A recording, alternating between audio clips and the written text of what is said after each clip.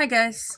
This is sort of before you even look at changing what the food you're eating is, there are some things that can help reduce the amount of histamines in any food, not just the perfect foods to eat on a low histamine diet. These are things that if I'm starting to pick up bad habits, these are the things I'd go, stop, what am I doing? What do I need to be doing? And I should probably be doing that right now because I know I've got some leftovers in the refrigerator. And yes, I have leftovers. Okay, we'll get there. Okay, so the very first thing I figured out was that I needed to look at foods in terms of not only how I use them or how they were treated in my household, but also what did they go through before they got to me. And that has actually been really helpful because there are a few things, maybe they were common knowledge to other people, but they weren't to me. And just adjusting a few things about how I shopped made it easier to reduce the histamine levels in the beginning. Probably the biggest one there is shopping frozen. I think I've always done fairly well at shopping the perimeter of the store, which typically does not include the frozen section. I think that one of the shops I go to now, I don't spend a whole lot of time in shops, but they have one aisle of frozen and it is on the outside wall. But a lot of places they aren't. They're sort of more interior, so you can kind of forget that they exist if you're trying to shop your, Whole Foods and less processed stuff. What I found was that I could buy meat in the frozen section and it would be just as good a quality as what I got out of the meat section. This was back before I was shopping Aldi, I guess. I'm kind of going back to this. And in the meat section, a lot of times they will actually thaw meat out. It will have been frozen and they'll thaw meat out to put it in the refrigerated section, which means you really theoretically shouldn't be refreezing it anyway. But then the entire time it's sitting in their case, it's also building histamine. So typically in a lot of places, when they butcher something, it'll wind up cold and then it gets processed. Well, it's going to get processed into final form as quickly as possible. So if it's going to be sold as frozen, it's butchered and frozen. They cut it to whatever the final shape is and it gets frozen and then it stays that way. It comes to you frozen. It was stored in the store in the freezer section, so it's frozen. It was transported, frozen. All along that chain, it's not really building any appreciable amount of histamine because the two ways you don't really have the reactions happening for histamine is temperature. It is cold enough that those enzymes or whatever it is that transforms, I think it's histidine into histamine, they don't happen. Or they happen very, very slowly. Or it's dry. I hesitate to use dry beans because those are high lectin, and that's another issue altogether that can raise histamine. But your dried foods, if they weren't high histamine before they were dried, typically will continue to be low histamine because they're not building histamine without the presence of water. So anyway, first tip, buy frozen from your store. One of the things that I found very helpful, I switched from buying the packs of meat that's just listed as in the meat section that are, not frozen, to I would buy boneless, skinless chicken breasts or boneless. These days I typically buy more boneless, skinless thighs. They also have boneless, skinless tenderloins, at least at my Aldi's. All the Aldi's around here, they do that. Cutting out the skin reduces histamine because there is higher levels of histamine in the skin for some reason. The not having to deal with the bones makes it easier to cook it from frozen. And then of course it is just flash frozen. And so all along that process, as soon as it was processed, it was frozen and it stayed that way. So it hasn't been building up histamine. So buy frozen, store it frozen, cook it from frozen. That's one thing I find a lot of people miss is that they think they still have to thaw meat out. There are actually ways that you can cook meat from frozen pretty easily. Especially the bags of chicken, I would buy and toss them in my Instant Pot, which makes that a fairly quick process. And an entire 3-pound bag of chicken can be cooked in, I used to set it for 35 minutes. Depending on how the final form I want it to be in, I might cook it as low as 25 minutes, which is technically cooked, but it's not fall apart. If I want it more fall apart, the shred, I'll do 30 to 35 minutes. Another thing that I buy frozen, pre-done hamburger patties. Now, at Aldi's, you can get two different, I think it's 75-25 or 80-20, and they come frozen, already pre-pattied, and you can just put them straight on the pan.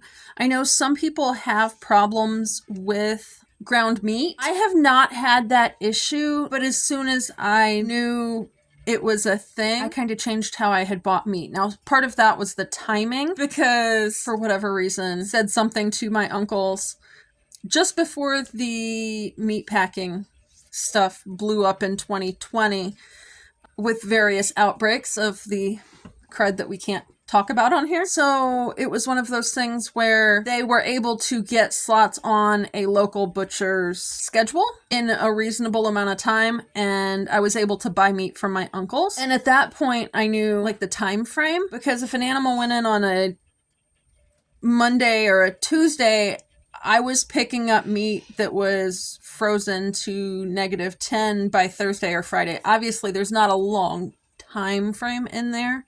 Some places they will hang meat for a longer period. The operation that we were getting our meat, still get our meat from, is smaller, so it doesn't do that. I realize not everybody has access to that option, but I have found that, the ground beef patties from Aldi's work just fine for our family, and it's easy to cook those from frozen. You don't have to thaw them out. They don't expect you to. They come with a piece of, I want to say parchment. Yeah, I guess that would be what it would be, parchment paper in between the patties, so you can just pull one off and you're not thawing the entire 3 pounds of meat. So that is another one of those things I did. And so that's given us flexibility and a wider range of beef at any rate that we could pretty reasonably know was not aged for a long time before it was finished processing and frozen. So I've already told you about cooking in the Instant Pot with the chicken. You can actually do roasts and things that way. I would presume if you have to buy meat that's not frozen, maybe you could wash it, then freeze it. It's one of those things I've never had to do that. If you're gonna do that though, I'll tell you what would make sense.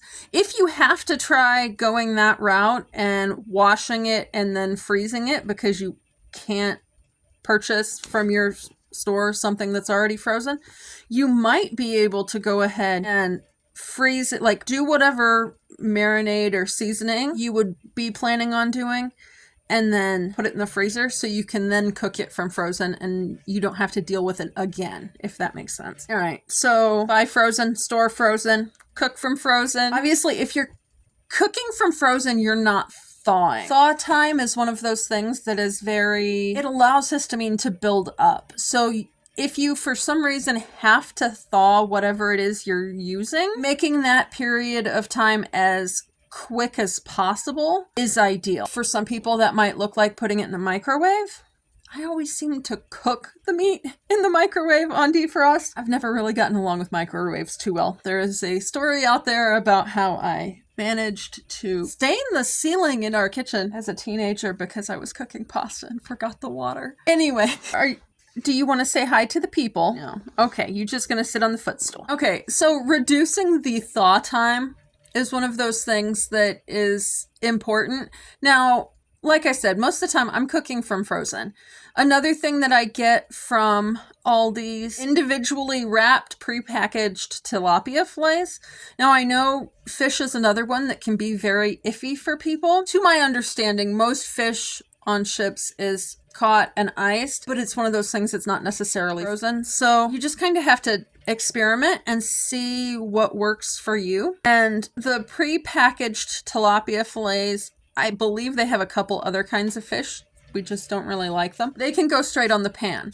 Now, if for some reason something like that, it's completely sealed in a package. So if you want to thaw it out, I could run it underneath some warm water for even a minute or two, and it would thaw it enough to get it out of the package pretty much. Likewise, I could do the same for the chicken. Like, I realize they say to use cold water and to leave it sit, and we're trying to get away from that though. So it would be one of those things you want to keep an eye on it and use running water to heat it up to do whatever it is you need to do before you can cook it.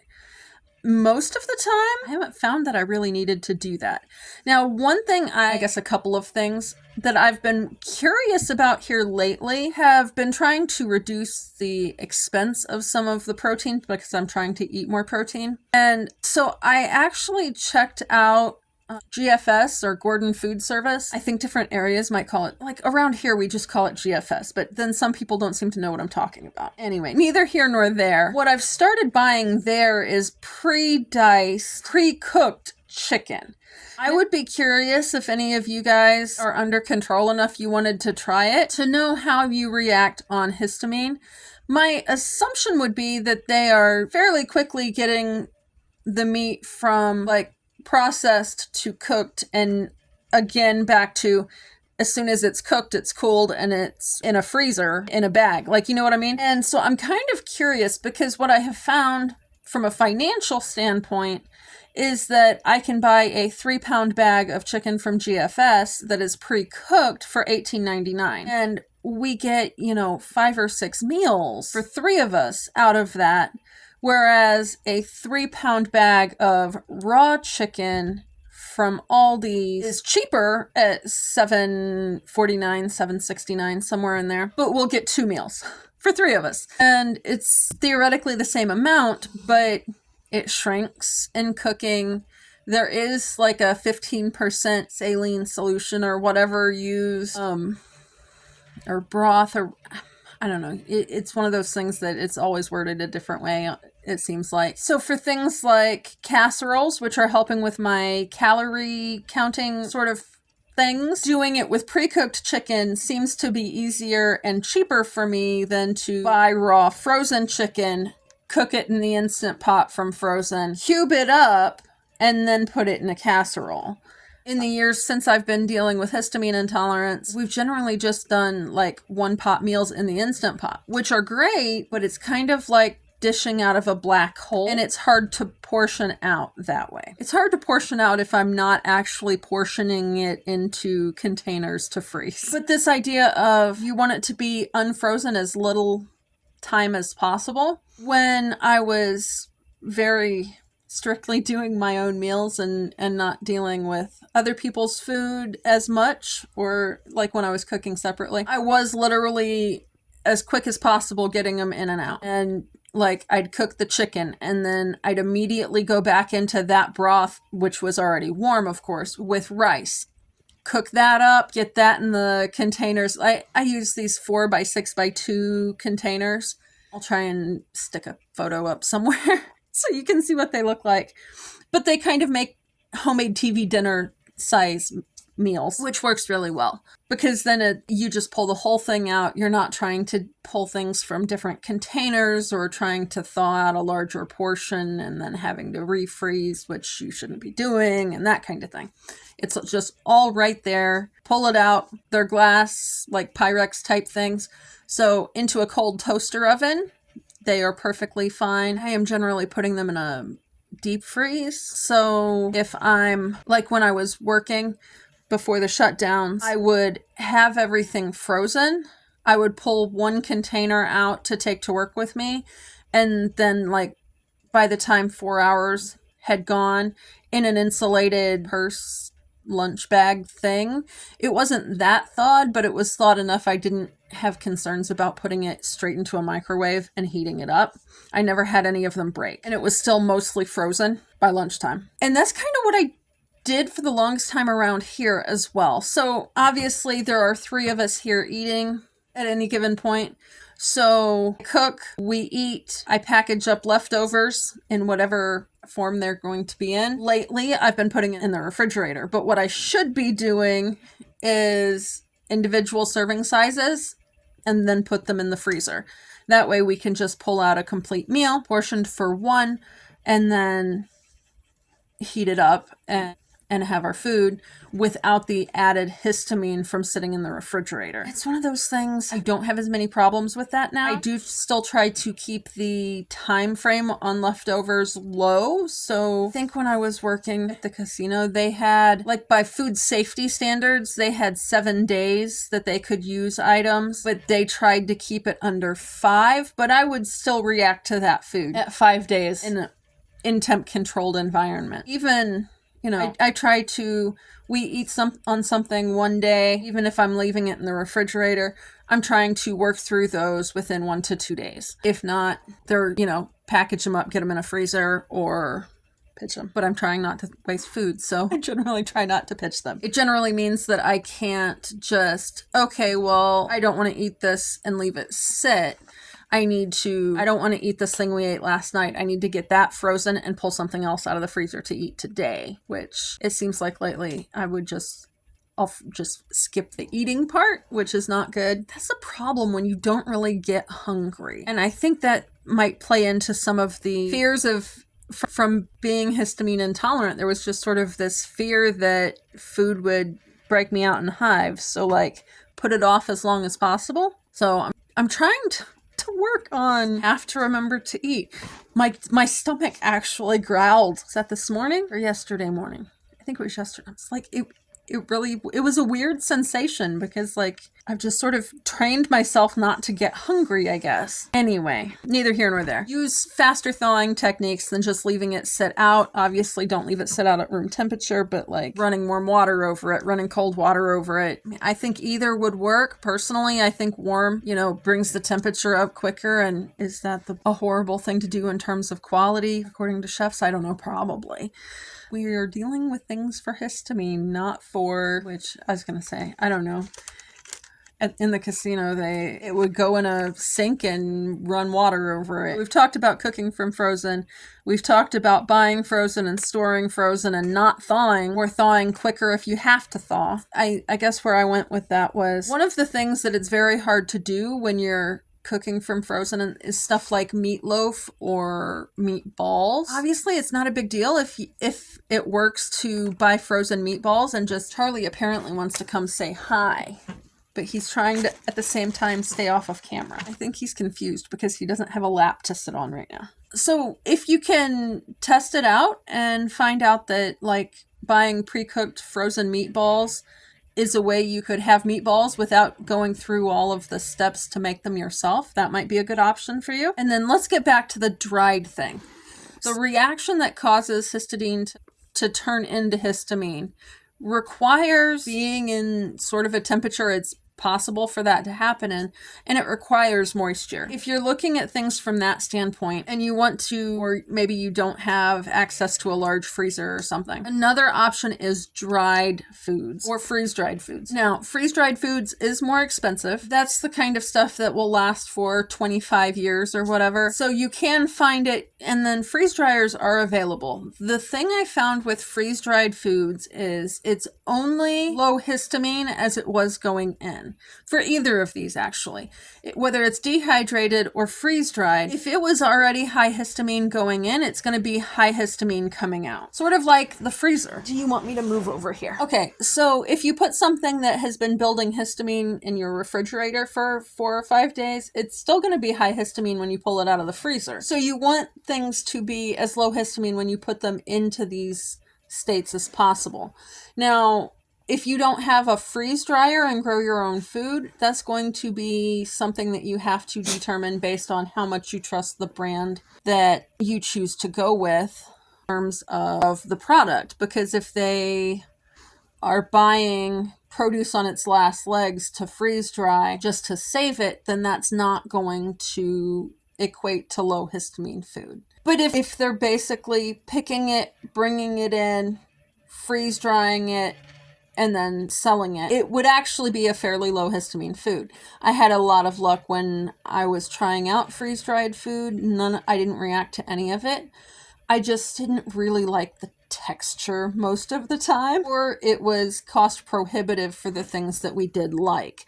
I think I've got one meal where it was like a chicken and broccoli rice something or other.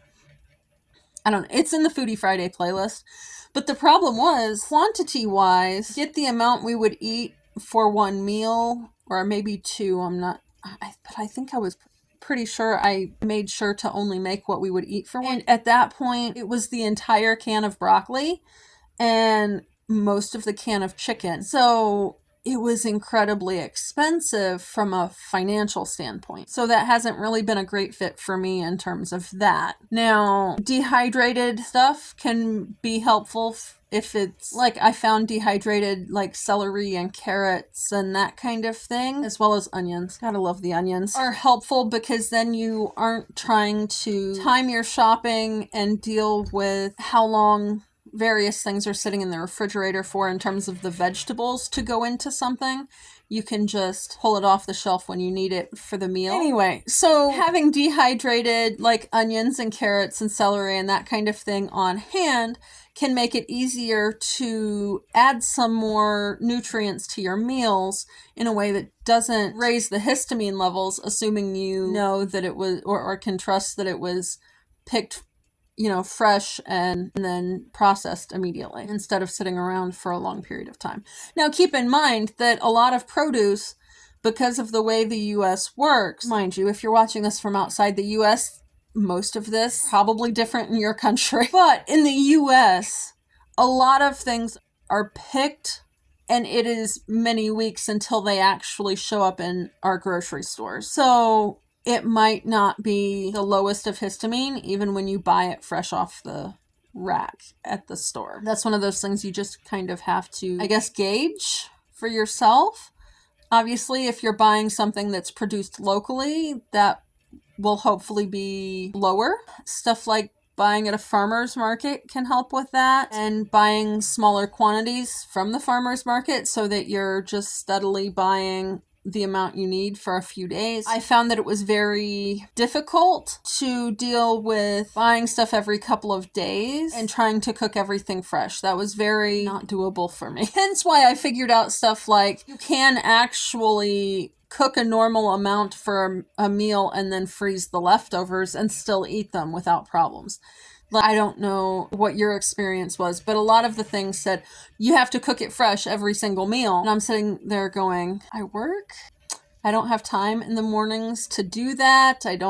So yeah, meal prepping and just changing how stuff's coming in did wonders for histamine. Whereas when I was first researching, it seemed like that was the downfall and why I had started having problems, which I really don't think it was, because I didn't get my Instant Pot until halfway through the summer when I had hives. So yeah, just pay attention to what you're doing with the stuff and how you're bringing it in and then what you're doing with it afterwards. I don't typically, we'll eat and then I would package leftovers when I'm doing real well. And by that point, stuff has typically cooled off, assuming I remembered to hit the keep warm button so it could cool off. I could then package up the leftovers after I sat down and ate, and then they could just go straight into the freezer or sit for, a very minimal amount of time and then go straight in the freezer. Okay, dried foods. I did want to talk about this briefly because I think where a lot of people go wrong on this, if something is high histamine, we talked about how it's going to come out high histamine as well. So, for instance, banana chips is a common dried food, but bananas are theoretically high histamine. You're not going to want to eat dried banana chips until you're under control. That was one of those things that I pretty quickly figured out that I do still try and eat bananas on the greenish side, but overall, I've never had problems with bananas or avocados because they're both low lectin. So, that's one of those things. But you'll have other fruits that you can have dried that aren't dry. This would be your raisins or your dried apricots. They're still gummy, if that makes sense. They're as low as the moisture has gotten that they won't go bad necessarily. There's still too much moisture and the histamine reactions can happen, if that makes sense. So you want the banana chip consistency rather than a gummy consistency. Places I may have seen both ways. Apple chips. You can get crispy apple chips or you can get gummy apple chips, and you want to choose the crispy apple chips. Those would be fine. Things like dried beans, you typically need to soak before you cook. And in that soaking process, it's going to raise the histamine levels. They are also typically very high in lectins, so that wouldn't be a great option because when you introduce lectins, it can cause or exacerbate leaky gut issues. And then you have mast cells degranulating, which raises histamine levels because one of the things that they release to draw in the immune system is histamine. That's why you often have histamine or antihistamine type stuff for cold medicine, cold and flu stuff.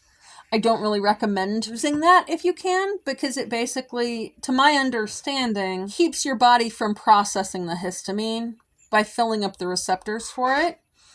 Once I realized that, most of the time over the course of my dealing with this, I've been able to actually avoid taking antihistamines, except in extreme cases, like when I was dealing with the extreme inflammation from bone grafts. But what I did was I made sure my body had the nutrients necessary to process the histamine. So if you look at a diagram, I haven't checked today, but you at least used to be able to pull up like a diagram of what your body needs to work through the histamine channels. Like how does it go through that process? And so things like vitamin C were very helpful in boosting my body's ability to naturally deal with it. If you have connective tissue disorders like Ehlers-Danlos syndrome, just be aware that our bodies also use more vitamin C to deal with the collagen, because that's another place it's used. So we can actually be fairly low, especially if we start doing things like cutting out citrus fruit because it's high histamine. Now, things that you can eat that might have vitamin C in them, radishes have been a good snack food for me. Just sprinkle some pink Himalayan salt on radish that I've cut in half. Like I've cut the top and bottom off and then I cut it in half and sprinkle some good quality salt on it. And that's a nice little snack. I will say it didn't take me long to figure out that iodized salt can be a histamine liberator, which means it can cause reactions as well. So sea salt, pink Himalayan salt are both good options and naturally have an antihistamine quality to them. Other things that have those properties, if you can handle onions or garlic. I've heard some people say ginger is in that group as well, even though it's a different family. So maybe you can add some ginger in. If you have problems with alliums, there are vitamin C sources that are not made with citrus. So that's one thing that I've heard people say, well, but I have problems with store-bought vitamin C. Most store-bought vitamin C, from what I could find, it's citrus flavored. It's also typically made with something that is derived from mold grown on citrus peels. All of that process is high histamine. What I take to get more vitamin C is rose hips. You can buy it in powdered form. You can buy it in whole form. You can go pick it off of your rose bushes after they have dropped their petals.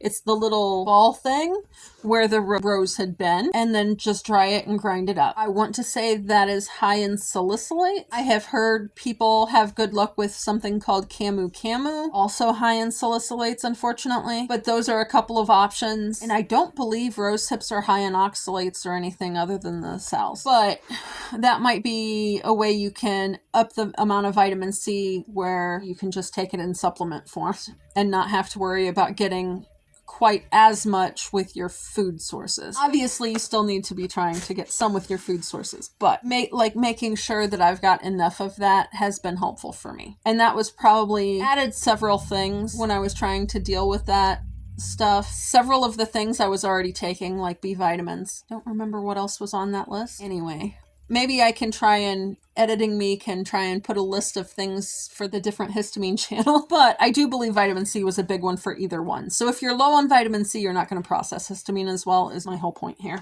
So making sure that your body has that. Hopefully this has been helpful discussing, because we never really discussed food other than there are a few things that are naturally, I guess you could say, and the way you buy food, but not necessarily exactly what you're eating. So hopefully this can give you some ideas and ways to sort of help mitigate some of the histamine even before you figure out what a good step is for your diet. I am going to go some leftovers and get back to the basics series, I guess. I will talk to you guys next week.